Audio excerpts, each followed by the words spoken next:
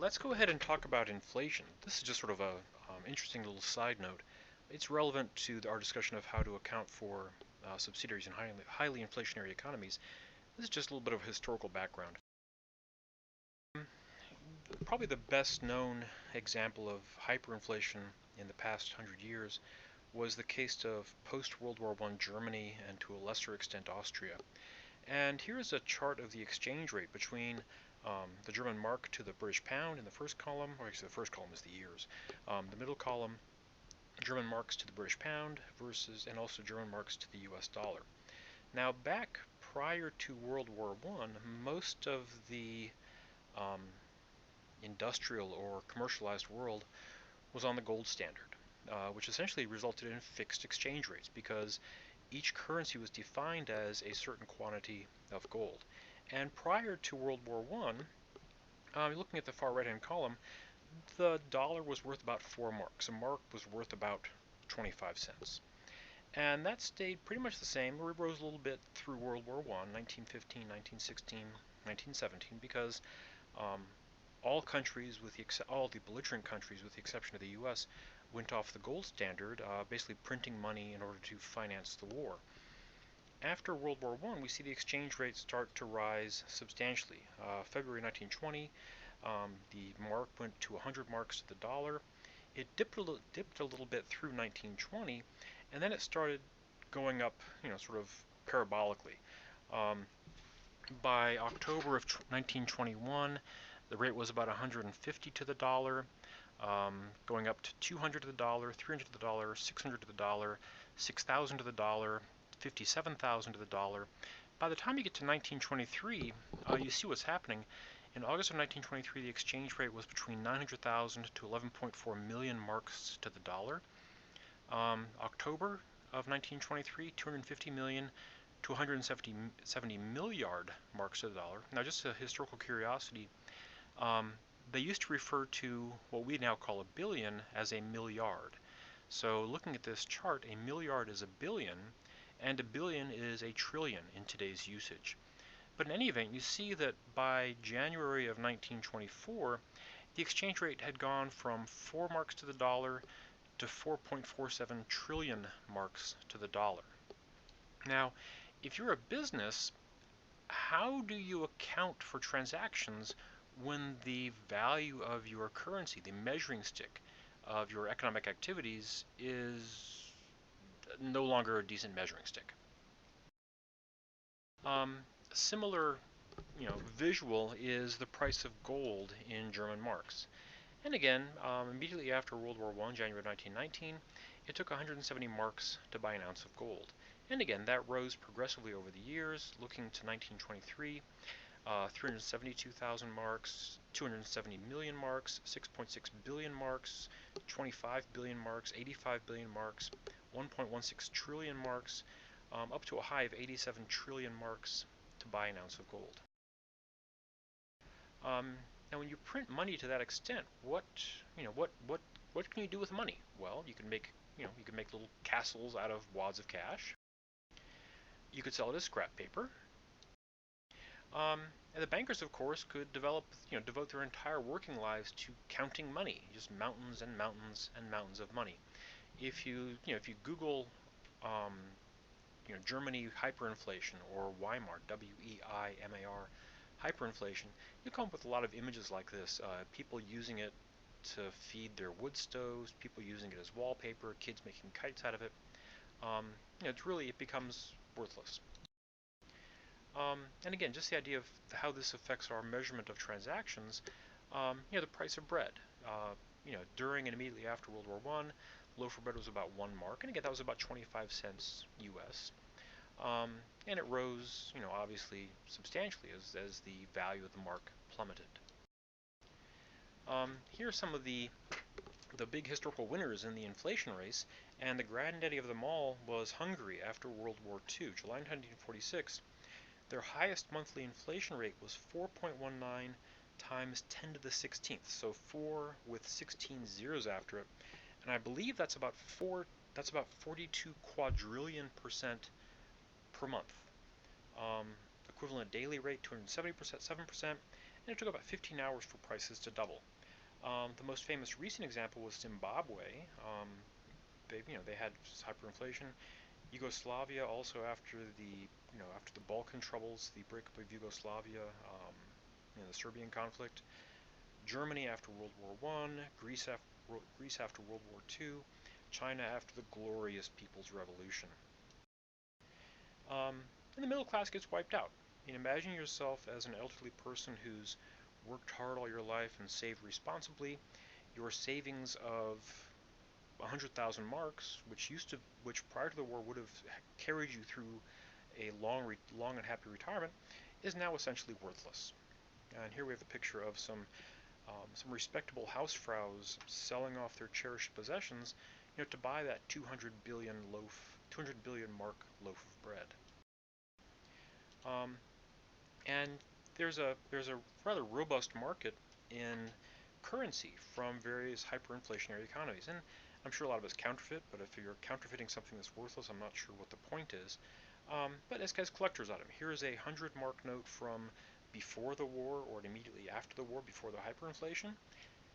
And you replace that with a 10 billion mark. And again, under the old usage, that's termed to 10 billion. In today's usage, that would be a 10 trillion mark note.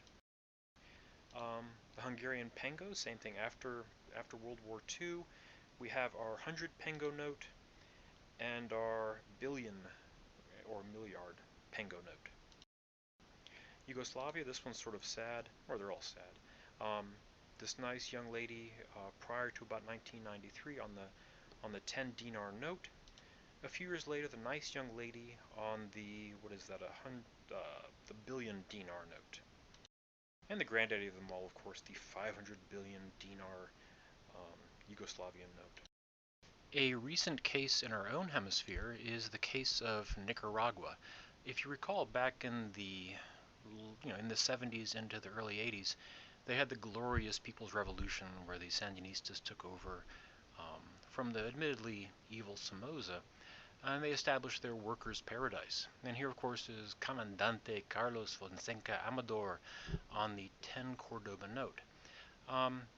To finance the glorious People's Paradise, they printed money, like many do, and they suffered the inevitable effects of high inflation. And so just a year or so later, here we have the 500,000 Cordoba note with Comandante Germán Pomares Ordóñez on it. And if you look at this carefully, you'll see that originally it was a 20 Cordoba note. Inflation was so high that they simply ran it through the printer again and overwrote it with 500,000 Cordobas. The Cordoba was first revalued in 1988, where people traded in 1,000 in old Cordoba notes for one new Cordoba note. And then a mere 3 years later, in 1991, it was revalued again, and people traded in 5 million of the old, I guess now new old, Cordoba for one new one. So that means that in the short span of 3 years, the Cordoba fell to 1/5 billionth of its value from a few years prior. The example of Nicaragua doesn't get much press, largely because, again, this was the glorious People's Revolution, throwing off the evil bonds of the evil capitalists. But again, any sort of collectivist economic planning generally exhibits the level of economic knowledge of a 3-year-old, and this is the inevitable result. And of course, the most recent case, Zimbabwe. Their notes up to $100 trillion in value. They're still dealing with this to an extent. People obviously have trillions or quadrillions of these notes in their possession, and rather than being completely and utterly worthless, the People's Bank of Zimbabwe, the Central Bank of Zimbabwe, is going to redeem these things.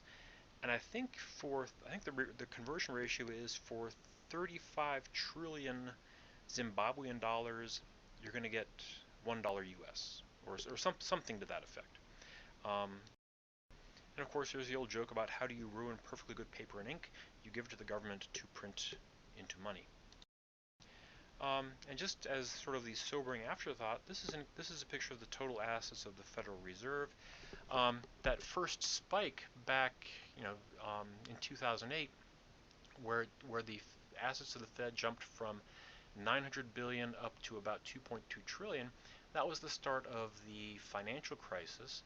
Um, and here's another graph, the St. Louis adjusted monetary base, and sort of the same visual. It was fairly flat and stable up until the 60s and 70s. 1971, we disconnected the dollar from gold under the Bretton Woods Agreement, and the monetary base started rising substantially as the government or as the Fed simply digitizes or prints digitally the money that they want to distribute to ostensibly stimulate the economy. And then, of course, we see the meteoric rise in 2009 during the financial crisis. Now, what, you may ask, does all of this have to do with us? Um, Imagine that you have a subsidiary based in Venezuela, currently one of the more inflation-prone economies, and you've been dutifully translating their trial balance into US dollars each year. Now, if there is, or is the expectation of, high inflation, then the exchange rate for the Venezuelan bolivar will drop substantially, because if there's high inflation, that means the bolivar will buy less, which means the bolivar itself is worth less. Now, this is a graph of the exchange rate, US dollar versus Venezuelan bolivar, over the past 5 years or so. The red line down at the bottom, which almost looks like the x-axis of the graph, that's the official exchange rate. The blue line that rises is the black market rate, the implied rate for the currency. And that's usually the case in most command economies. If they don't like the way the exchange rate is behaving, they simply decree that the exchange rate is thus, basically trying to trump laws of economics. In any event, what do we do if we've got a subsidiary in a highly inflationary economy? Now, on this year's subsidiary's balance sheet, there may be equipment purchased 5 years ago, back when the exchange rate was about 8 to 1, that was bought for 1,000,000 bolivars. And at that time, that was worth about $125,000. Now, that asset is still a valuable economic resource, still producing whatever it is that it produces. Now, if the exchange rate has changed so that it's now 400 bolivars to the dollar, then when we go to translate that property, plant, and equipment, we'll use the end of year exchange rate as we're supposed to, and that equipment is only going to be reported at $2,500. Again, the equipment still has substantial economic value as a productive resource.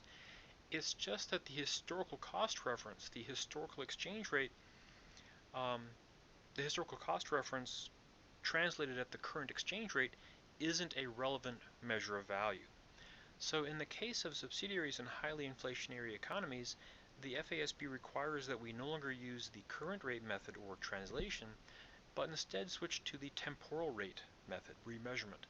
This means that in the case of non-financial assets like our equipment, we're going to go ahead and use the historical exchange rate that was in effect when that asset was acquired, because that's, basically we're saying, look, the bolivar is no longer a consistent measure of value.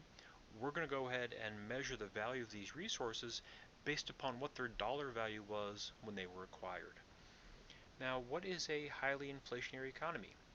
The FASB defines a highly inflationary economy as one where the 3-year cumulative or compound inflation rate exceeds 100%.